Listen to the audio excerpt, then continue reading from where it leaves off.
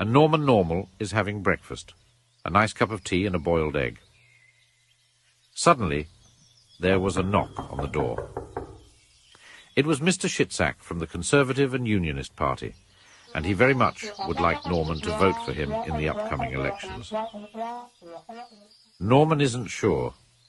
He's heard all these promises before. Tuesday morning, Norman is having a bacon sandwich with a lovely cup of tea. Suddenly there was a knock on the door. Who could this be? Norman wondered.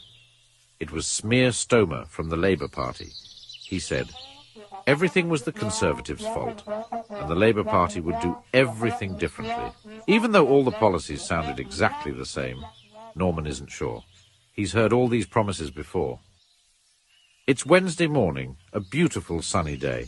The birds are singing and the sun is shining. Norman is having cornflakes for breakfast. Suddenly, there is a knock on the door. Who on earth is that? Said Norman. He was getting fed up with the repetition and lazy animation. It was Dead Wavy from the Liberal Democrats. He said everything was the Conservative and Labour Party's fault, and they would do everything differently, even though his policies sounded exactly the same. He would like Norman to vote for him. Norman isn't sure. He's heard all these promises before. Norman is very cross. His cup of tea has gone cold, and he realizes that all the political parties are exactly the same. They represent big business and the military-industrial complex, and not the people who vote them in to represent them. If only there was a way to tell them we don't want any of them. Norman doesn't know what to do, so he turns on the radio, makes another cup of tea, and sits at the kitchen table when a little song comes on.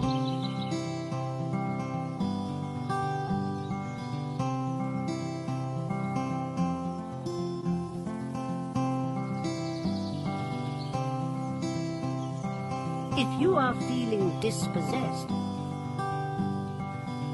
wondering what course of action is best, here's a worthy note. Go ahead and spoil your vote and write upon it, I do not consent. Every vote is counted, you see. It's a right that's been bequeathed to you and me, Tory, Labour, Liberals and Greens. Don't understand what this means. Removing them from power is easier than it seems.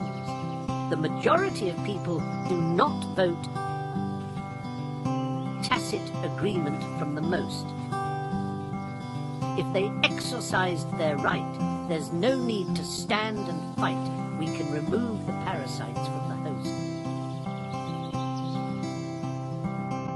It's Thursday morning, it's raining and gloomy, it's voting day. And Norman knows exactly what to do. For the first time in his life, Norman was going to spoil his ballot and write across it, I do not consent. Norman leaves the house and sets out on the short walk to the voting station. Something amazing happened.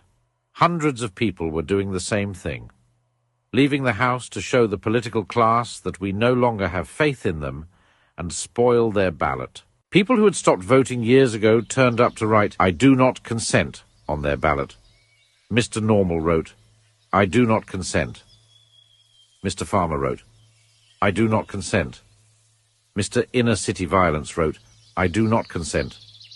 Mr. Ex-Veteran wrote, I do not consent. Little Miss Nurse wrote, I do not consent. And so did everyone in the town. Jubilant Mr. Normal returned home, made a cup of tea, and sat at the kitchen table to wait for the result. A little after midnight the news came in. In a free and fair election, I do not consent has it. I repeat, I do not consent has it. Everybody in Happytown was over the moon. It turned out that everyone in the country had voted the same way. And that's the end of our story from me and Mr. Normal. Goodbye. Please look out for our next story. Mr. King has a constitutional crisis. Coming soon.